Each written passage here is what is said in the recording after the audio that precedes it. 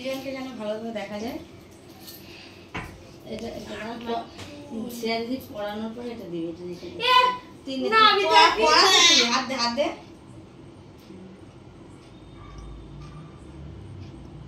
দেখি আগে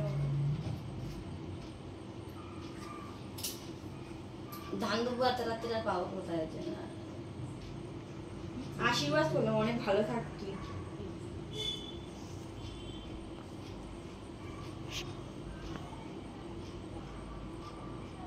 জল দিতে হবে তো, জল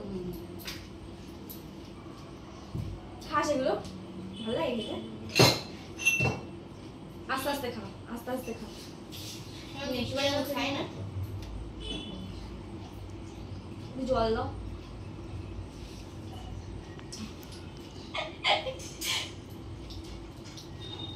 তো তোমার আজকে হচ্ছে রাখি পূর্ণিমা, তোমরা সবাই জানো। তো আজকে আমি আমার ভাইকে রাখি পরাতে পারলাম না, কেননা হচ্ছে সময়টা ঠিক ভালো ছিল না। দুপুর 1টার পরে রাখিটা পরানো যাবে, তো তার জন্য তো ও কাজে বেরিয়ে যাবে বলে তো আমি বললাম থাক, এবছর পড়া লাগবে না, কারণ যাকে পড়াবো তো তার মানে জন্য নাকি খারাপ, তো ওর জন্য ওকে বললাম থাক, এই বছর পড়তে হবে, কেননা কাজটা তো দেখতে হবে, কাজ না করলে হবে কি করে। তো এই দেখো আমার ছেলেকে পড়াতে এসেছে ওর এক দিদি, তো ওকে পড়িয়ে দিল, তারপরে মিষ্টিগুলো খেয়ে নিতে, তো ওখানে বসে খাচ্ছে।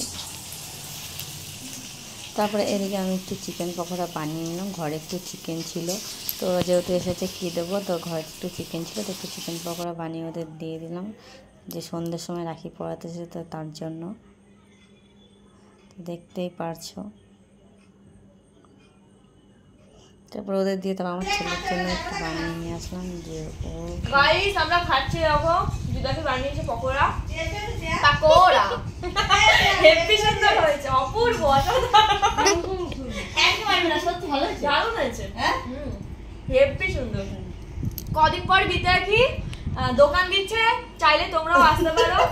কি জানো, বিথি দোকান, বিথি কি ব্লগার বিথি, ও হ্যাঁ ব্লগার বিথি দোকান। যদি তোমাদের দরকার পড়ে তোমরা আসতে পারো, এসে খেতে পারো, মানে অপূর্ব। ঠিক আছে তো, বন্ধ করে দে।